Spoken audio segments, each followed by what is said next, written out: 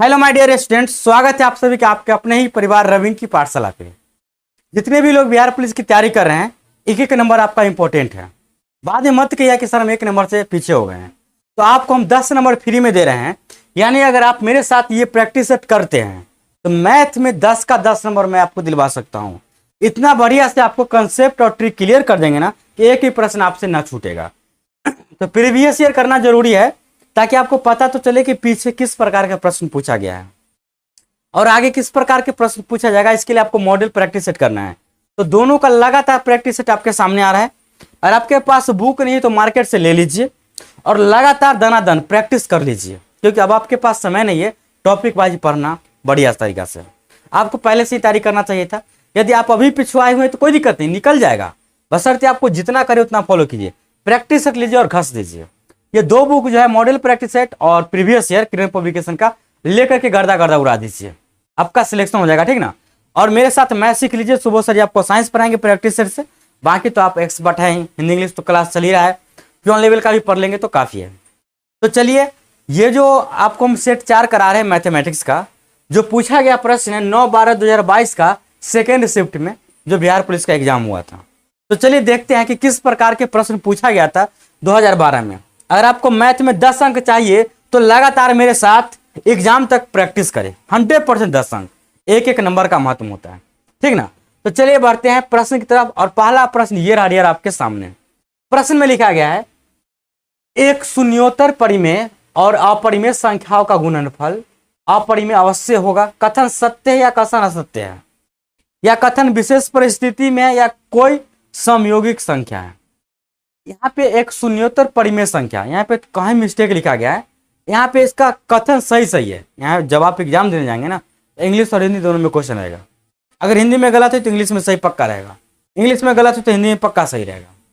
तो इस क्वेश्चन, तो ये क्वेश्चन का कहने का मतलब है कि एक परिमेय संख्या, सिंपल समझिए, एक परिमेय संख्या और एक अपरिमेय संख्या को आपस में जब मल्टीप्लाई करते हैं तो क्या उसका गुणनफल जो आएगा वह अपरिमेय संख्या अवश्य होगा।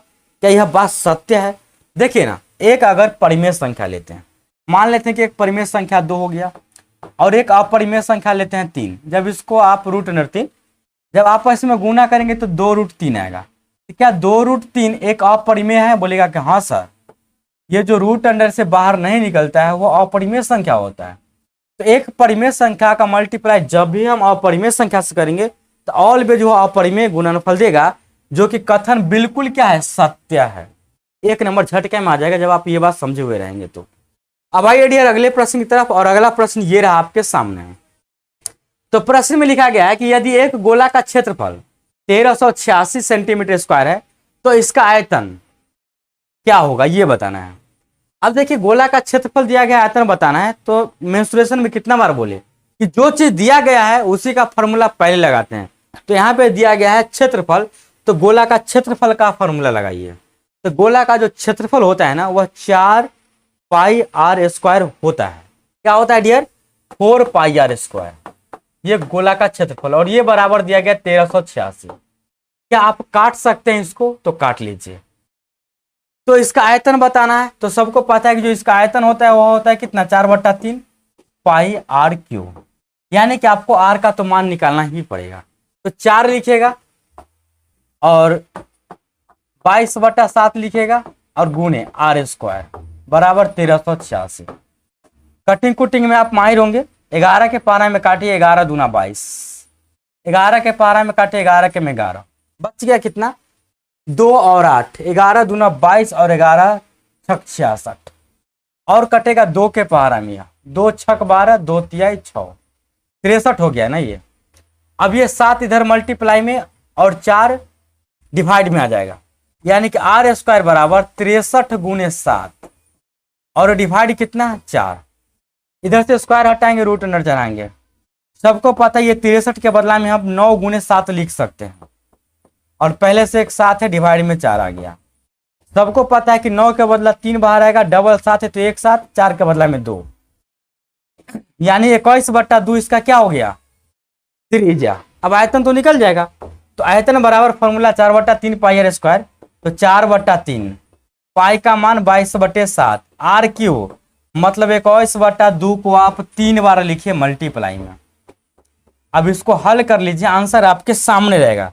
जब इसको आप हल करेंगे ना तो 7 के पहाड़ा में 3 बार, और ये 3 से ये 3 गायब, 2 के पहाड़ा में ये 2 बार, और फिर 2 के पहाड़ा में ये 2 कैंसिल, 2 के पहाड़ा में है 11 बार। ध्यान से अगर देखिएगा तो 11 गुणे 21 के 21 से मल्टीप्लाई 441 होता है। अब 11 के पहाड़ा आपको आता है कि नहीं आता?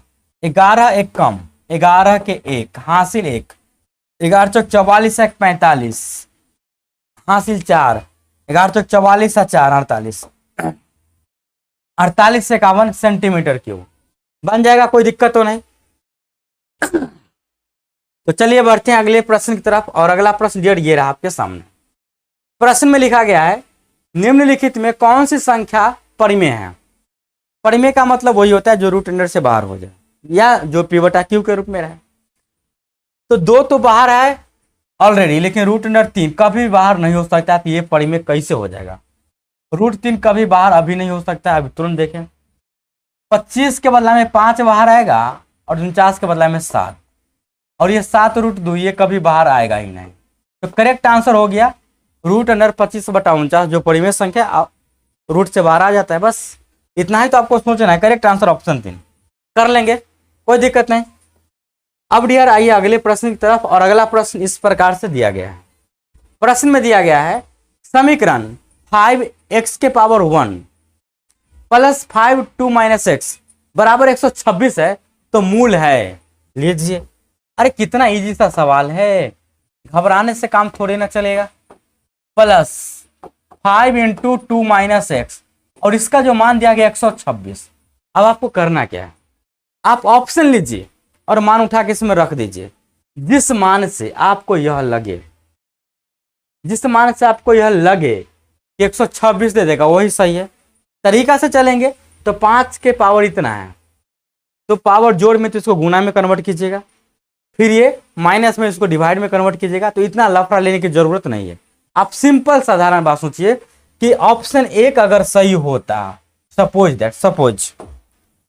यदि ऑप्शन 1 सही होता तो यहाँ पे 2 रखते, तो 2 आ 1 3, 5 के पावर 3 होता है 25 25 25 125, प्लस 2 में से 2 घटा देंगे तो 0। अच्छा, जब 2 में से 2 घटा देंगे 0, तो 5 के पावर 0 मतलब 126 तो यह दे दिया। लेकिन 1 लेकर भी देखेंगे तो वह सही देना चाहिए। तो यहाँ पे 1 लीजिएगा तो 5 के पावर 1 प्लस 1 2, यानी कि 25 25, और 2 में से 1 गया तो 25 और 5 30 से होगा, जो कि ऑप्शन 1 गलत बोल रहा है। ठीक ना, इससे काम नहीं चलेगा। अब आइए डियर आगे चेक करते हैं ऑप्शन 2। यहाँ पे दिया गया है आपका x। अब क्या करेंगे कि अगर ऑप्शन 2 चेक करते हैं तो ये 5 के पावर कितना हो जाएगा, x के पावर यदि -2 रखते हैं तो माइनस जैसे ही 2 रखिएगा तो +1, ये 5 के पावर -1 कभी भी 126 आने ही नहीं देगा। ये ऑप्शन 2 तो ऐसे ही गलत हो गया। करके देख लेंगे आप। प्लस वाला को रखेंगे, प्लस वाला को, इसको रखते हैं। जब आप इसको रखिएगा तो 5 के पावर 2 1 3 प्लस 5 के पावर 2 में से 1 गया, ये देखिए -1 है, तो -1 रखिएगा यहाँ पे, तो -1 तो ये +3 हो जाएगा। और सॉरी पहले तो 2 ना रखिएगा, तो ये 5 के पावर 0 बिल्कुल 126 देगा। दूसरा बार में अगर -1 रखिएगा तो ये 5 के पावर 0, अब प्लस में 5 के पावर ये -1 यहाँ पे जैसी रखिएगा तो ये +1 हो जाएगा, 5 के पावर 3 आराम से 126 आ जाएगा। क्योंकि सबको पता है कि 5 के पावर 3 125 और 5 के पावर 0 1 होता है। 125 1 126, 5 के पावर 0 यानी कि 1, 5 के पावर 3 125 126। तो करेक्ट आंसर हो जाएगा आपका ऑप्शन 3। ज्यादा लफड़ा लेने की जरूरत नहीं है, इसको तो चेक ही नहीं करना, ये गलत हो जाएगा। उम्मीद है कि बात समझ में आ गया होगा और किसी प्रकार की दिक्कत ना होगा। दिक्कत होगा तो हम इससे पूछ लीजिएगा, या एक बार बोली तो हम फिर से रिपीटेशन इसको कर दे। क्या रिपीटेशन में करना क्या है, अगर हम 2 लेते हैं तो भी 126 आना चाहिए, अगर -1 लेते हैं तो भी 126 आना चाहिए। तो हम 2 लेकर के देखते हैं, तो यहाँ पे रखिएगा 2 और यहाँ पे रखिएगा क्या, x के मान 2, यही ना, और ये माइनस था तो 5 के पावर 2 1 3 हो जाएगा, और प्लस 2 में से 2 घटाएंगे तो 5 के पावर 0 बराबर 126। अब देखिए माइनस 1 रखिएगा, तो 5 के पावर 2, x के मान 2 रखे यहाँ पे, तो अब रखना पड़ेगा -1, और ये +1, और फिर प्लस 5 के पावर यहाँ पे 2 है और -x है, तो माइनस माइनस प्लस 1 हो जाएगा ये, मतलब 5 के पावर 0 प्लस 5 के पावर 3, फिर 126 देगा ना, कर लीजिएगा, कोई दिक्कत तो नहीं। अगला प्रश्न डियर ये रहा आपके सामने, बिल्कुल इजी सा प्रश्न लिखा गया लेकिन लॉजिकल है। यदि चतुर्भुज का विकर्ण समान अनुपात में विभाजित करता है, समान क्षेत्रफल अनुपात में विभाजित करता है, यहाँ पे ये होना चाहिए था समान क्षेत्रफल अनुपात में, या समान अनुपात क्षेत्रफल में विभाजित करता है, क्षेत्रफल में विभाजित करता है तो चतुर्भुज है। मतलब ऐसा कौन सा चतुर्भुज है जो चतुर्भुज का जो विकर्ण होगा, विकर्ण ये और ये, इसमें जो क्षेत्रफल होगा जो निकलेगा, जैसे ये पार्ट का क्षेत्रफल होगा और ये पार्ट का क्षेत्रफल होगा, सब पार्ट का क्षेत्रफल समान अनुपात में होना चाहिए, मतलब बराबर। तो ऐसा तभी पॉसिबल होता है जब यह चतुर्भुज क्या होता है, यह चतुर्भुज एक वर्ग होता है, तभी जाके यह पॉसिबल होता है। यानी करेक्ट आंसर हो जाएगा ऑप्शन 4 वर्ग। समझिए, जब इसका पढ़ेंगे ना कि समानांतर चतुर्भुज किसे कहते हैं, समलंब चतुर्भुज किसे कहते हैं, आयत, इस सब का जब आप थ्योरम पढ़ेंगे तो 100% आपको पता चल जाएगा कि इसके अनुसार से वर्ग ही सही होगा। ठीक है, अगर आपका डिमांड रहेगा, मुझे उम्मीद है कि ये सब आप जानते हो, कोई दिक्कत नहीं होगा। अब देखिए डियर, प्रश्न संख्या 87 जो लॉग से दिया गया प्रश्न है। तो 2012 के फर्स्ट शिफ्ट वाला पेपर आप देखे होंगे, प्रैक्टिस सेट 3, उसमें भी लॉग से प्रश्न आया था, और इस सेकेंड शिफ्ट है तो इसमें भी आया है। यानी कि फर्स्ट शिफ्ट और सेकेंड शिफ्ट प्रश्न थोड़ा मिलता जुलता आता है, टॉपिक प्रश्न सेम टू सेम नहीं। तो ये लॉग का प्रश्न बनाने के लिए क्या करना है कि ये जो 10 दिया गया है इसको इग्नोर करके चलिए। ये बेस दिया गया होता है किताब में, आपको 10 लिखकर नहीं चलना है। तो लिखेगा लॉग, ये जो दशमलव में दिया गया है, जब इसको दशमलव हटाइएगा तो 1 बटा में दशमलव के बाद 2 4 5 अंक है, तो 1 पर 5 0, यही ना होगा। आप सभी को पता है 1 पर जितना 0 होता है उसको हम उतना 10 के पावर लिख सकते हैं, कोई दिक्कत तो नहीं। और आप सभी को यह भी पता है कि 10 के पावर 5 नीचे प्लस में तो ऊपर जाएगा, तो यह 10 के पावर 5 हो जाएगा माइनस में। और आप सभी को यह भी पता है कि a log b होता है, a log b होता है, तो ये होता है क्या, log b के पावर a, यानी कि ये जो पावर है यह पीछे आ जाएगा, यानी कि -5 log क्या हो जाएगा 10। और सभी को पता है कि log 10 का मान 1 होता है, यानी कि -5 गुणे 1 करेंगे तो आंसर कितना निकल के आएगा, -5, जो करेक्ट ऑप्शन 2 में दिया गया है। कोई दिक्कत नहीं, समझ में तो आ ही गया होगा। चलिए बढ़ते हैं अगले प्रश्न की तरफ, कोई दिक्कत नहीं। अगला प्रश्न डियर ये रहा आपके सामने, प्रश्न संख्या 88 एवरेज से। एवरेज तो आपका काफी इंपॉर्टेंट प्रश्न है जो हर शिफ्ट में आ रहा है। तो 88 का प्रश्न संख्या देखिए, तो अब देखिए प्रश्न संख्या 88 एवरेज से प्रश्न है, और लगभग हर शिफ्ट में एवरेज से पूछा गया प्रश्न होता है। एवरेज पर आपका कमांड होना चाहिए। लिखा गया कि यदि m संख्याओं का औसत n², तो डायरेक्ट हम सम निकालते हैं, सम m संख्या का औसत n², तो सम बराबर क्या होता है, सम बराबर हो जाएगा m गुने n²। पता है कि संख्या को गुना करे थे औसत से, उसके बाद n संख्या का औसत m², यानी कि n गुणे m²। आपको बताना है m प्लस n का मान, मतलब m संख्या और n संख्या, इसका औसत बताना है। तो m प्लस n करना है, इसका यह मतलब हुआ कि m का जो सम है, m संख्याओं का औसत n², यह किसका सम है, यह m का सम है, m संख्या का, और ये हो जाएगा n संख्या का सम। m संख्या का सम है कितना, m गुने n², ठीक है। और इसको में जोड़ देना है आपको n संख्या का n गुने m², यह क्या हो जाएगा, तो डियर यह जो हो जाएगा इसका योगफल हो जाएगा। अब इसको जब आपस में आप जोड़ेंगे तो आपको एक चीज नजर आ रहा होगा कि इसमें भी m है, इसमें भी m है, m कॉमन, इसमें भी n है, इसमें भी n है, तो n कॉमन। तो बच क्या जाएगा, इधर बच जाएगा m ले लिए तो n बचेगा, और इधर n ले लिए हैं तो सिर्फ m बचेगा। ये हो गया इसका कॉमन लेकर के सम। अब इसका एवरेज निकालना है तो सबको पता है कि जब एवरेज निकालेंगे तो m प्लस n, यानी कि m प्लस n से क्या करेंगे तो डिवाइड करेंगे।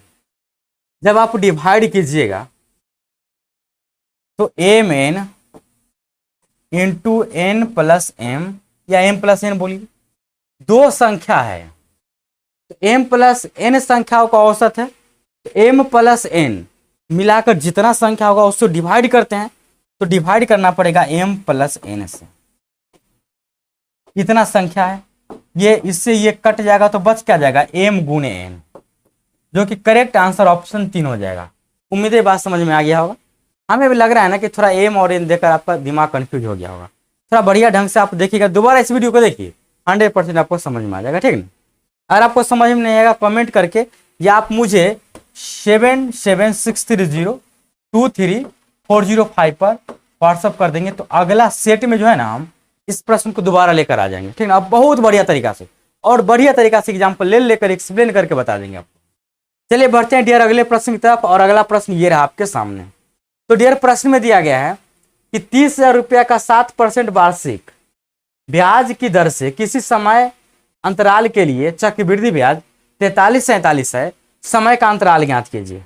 अच्छा, समय का अंतर बताना है। 30,000 रुपया है, प्रिंसिपल कितना दिया गया डियर 30,000, तो प्रिंसिपल दिया गया है 30,000, रेट ऑफ इंटरेस्ट क्या है 7%, किसी समय अंतराल के लिए चक्रवृद्धि ब्याज 4347 है। 4347 क्या मिलता है इसको चक्रवृद्धि ब्याज। समय का अंतराल ज्ञात कीजिए, यानी कि आपको टाइम बताना है, सीधा सिंपल समझिए, टाइम बराबर व्हाट। अब करते क्या है, आप जरा सोचिए कि 30,000 का अगर 1 साल ब्याज मिलता तो 7% मिलता, यानी कि काटेंगे ना तो 21,100 1 साल का ब्याज है। 1 साल का ब्याज 2100, तो 2 साल के ब्याज कितना होगा 4200। अच्छा, चक्रवृद्धि ब्याज है तो 4200 से ज्यादा ब्याज होना चाहिए, मतलब आंसर 2 साल से अधिक होना चाहिए या 2 साल से कम। बोलेगा कि 2 साल से अधिक, तो 2 साल से अधिक हुआ था और दिक्कत हो जाएगा ना। अगर हम सिंपल ब्याज जोड़ देंगे तो 1 साल का ब्याज 2100, 2 साल का 4200, सिंपल में जोड़िएगा 2 साल के 4200, और यहाँ पे टोटल ब्याज 4347 है, यानी 147 बढ़ जाता है। 147 किस कारण से बढ़ेगा, चक्रवृद्धि ब्याज इसलिए बढ़ेगा, यानी कि रियली में इसका जो समय होगा यह 2 वर्ष का ही होगा, तो सिंपल इंटरेस्ट हो जाएगा 21 गुना 4200 और 147, तो कम से कम चक्रवृद्धि ब्याज मिलेगा ही, ब्याज का ब्याज। तो करेक्ट आंसर ऑप्शन 2। उम्मीद है कि बात समझ में आ गया होगा और कोई दिक्कत नहीं होगा। अगर आपको इसमें भी शक है तो 2100 लिखे, 2 साल का ब्याज निकालेगा तो इस निकालेगा सिया 2100, फिर 2100 और 2100 का निकालेगा 7%, 7% कितना होता है 147। ये सभी तो चक्रवृद्धि ब्याज कहलाता है, जोड़ के आ जाएगा ना 4347। तो करेक्ट आंसर ऑप्शन 2, 2 साल के लिए ही ब्याज है ये। अब देखिए डियर प्रश्न संख्या 90, दिया गया है कि समबाहु त्रिभुज एबीसी में यदि AC बराबर BC है एवं AB बराबर 2AC स्क्वायर है तो एंगल C का मान बताइए। तो यहाँ पे ध्यान दीजिएगा, आपको ठगने का कोशिश किया जा रहा है कि समद्विबाहु त्रिभुज तो बोला है। अब देखिए डियर प्रश्न संख्या 90 में लिखा गया है कि समद्विबाहु त्रिभुज ABC में यदि AC बराबर BC एवं AB बराबर 2AC स्क्वायर है तो एंगल C का मान बताइए। यहाँ पे आपको ठगने का कोशिश किया जा रहा है कि समद्विबाहु दिया है और एक चीज में छुपा हुआ है। जब यह दिया जाए कि एक भुजा का स्क्वायर होगा 2 भुजा के स्क्वायर के बराबर, तो समझ जाइए वह समकोण त्रिभुज होता है, और समकोण त्रिभुज में भी समकोण समद्विबाहु त्रिभुज होता है। तो समकोण समद्विबाहु त्रिभुज किस प्रकार से बनता है, तो इस प्रकार से, ये जो कर्ण होता है ना, ये तो सबसे अलग होता है, सबसे बड़ा होता है, और यहाँ पे समकोण त्रिभुज तो बनेगा ही, और साथ में समद्विबाहु भी होना चाहिए। तो समद्विबाहु का मतलब हुआ कि ये भुजा और ये भुजा आपस में क्या बराबर, ये हो गया डबल। ABC है तो A लिखिए, B लिखिए और ये C लिखिए। यहाँ पे लिखा गया है AB का स्क्वायर, मतलब देखिए ना कि कर्ण का स्क्वायर, AB का स्क्वायर जो बराबर होगा वह किसके बराबर होता है, AC square plus BC square. और दोनों आपस में बराबर है।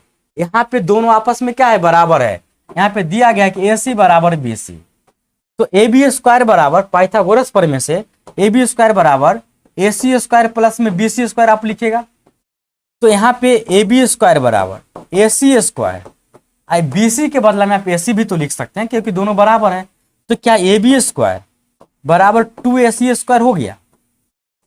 बोले कि जी सर जी हो गया। इसका मतलब है कि ये समकोण त्रिभुज है। जब ये समकोण त्रिभुज है तो सबको पता होना चाहिए कि ये कितना डिग्री का कोण बनाता है, 90 डिग्री। अब ये 90 डिग्री का कोण बनाता है, ये भुजा और ये भुजा समान है, इसका सामने का ये कोण और इसके सामने का ये कोण आपस में क्या होगा, समान होगा। टोटल मिलाकर के देखें तो 180 डिग्री का कोण होता है। इसमें से 90 डिग्री माइनस कर दीजिएगा तो मात्र बच गया 90 डिग्री, और ये 90 डिग्री में आधा आधा होगा ताकि बराबर हो जाए। यानी कि यह भी कोण होगा 45 डिग्री का और यह भी कोण होगा 45 डिग्री का। तो कुल मिलाकर के बोले तो 45 डिग्री होगा एंगल सी का मान। और सॉरी यहाँ पे एक चीज दिया गया, एंगल सी का मान। अच्छा एंगल सी का मान बताना, तो एंगल सी तो यहाँ पे 90 डिग्री है ना, ये 45 और ये 45, ये कितना हो जाएगा angle C 90 degree. Correct answer is option 4। उम्मीद है कि बात समझ में आ गया होगा और किसी प्रकार की दिक्कत ना होगा। आप बोलिएगा कि सर AB स्क्वायर बराबर 2AC स्क्वायर, तो AB मतलब कर्ण, तो कर्ण को AB मानना ही पड़ेगा। जब A और B यहाँ जाएगा तो ऑटोमेटिक C यहाँ जाएगा। आगे ज्यादा कुछ करने का जरूरत नहीं था, ये समकोण त्रिभुज है, डायरेक्ट हम 90 मारे थे, इतना भी कुछ करने का नहीं था। उम्मीद है डियर की बात समझ में आ गया होगा, किसी प्रकार की दिक्कत ना होगा। तो आपको सुबह से साइंस कराएंगे, आज तो नहीं करा पाएंगे, कल से कराएंगे, साइंस भी खत्म कर देंगे, वो टेंशन नहीं लीजिए आप। तो डियर आज के लिए इस क्लास में इतना ही, फिर मिलते हैं आपसे हम नेक्स्ट क्लास में। तब तक के लिए यदि आपको वीडियो अच्छा लगा है, कुछ आप सीख रहे हैं, आपको अगर लग रहा है कि 10 में 10 आ जाएगा, लग रहा है क्या, इतना बढ़िया से कंसेप्ट समझाते हैं, ठीक आएगा ही। एक नंबर से ही आपका रिजल्ट खराब होगा, एक नंबर से आपका रिजल्ट सुधरेगा, लेकिन आपको हम 10 नंबर दे रहे हैं। तो काहे नहीं आप कंटिन्यू अगर 20 से 25 मिनट का समय दीजिएगा तो उतना ही में आप लगातार प्रैक्टिस सेट कीजिएगा तो 10 नंबर आपको आ जाएगा, सिलेक्शन का चांस आपका और बढ़ जाएगा। तो ज़्यादा इधर उधर मत भटकिए और व्यूज पे मत जाइए कि सर जी व्यूज आपके यहाँ कम है। व्यूज इसीलिए कम है कि कुछ दिन हम वीडियो बनाना ही छोड़ दिए, समझे, इसीलिए व्यूज कम है, आप लोगों तक पहुँच नहीं पाता है। आप लोग तो यदि पहुँच गया तो बढ़िया से देखिए और आगे शेयर कीजिए, भाई को सपोर्ट कीजिए, ताकि व्यूज बढ़ेगा ना तो आपको विश्वास हो जाएगा। और विश्वास ऐसे भी हम अच्छा पढ़ाते हैं, ठीक ना, तो एक बार शेयर कर दीजिए, ठीक है। मिलते हैं आपसे नेक्स्ट क्लास में, धन्यवाद।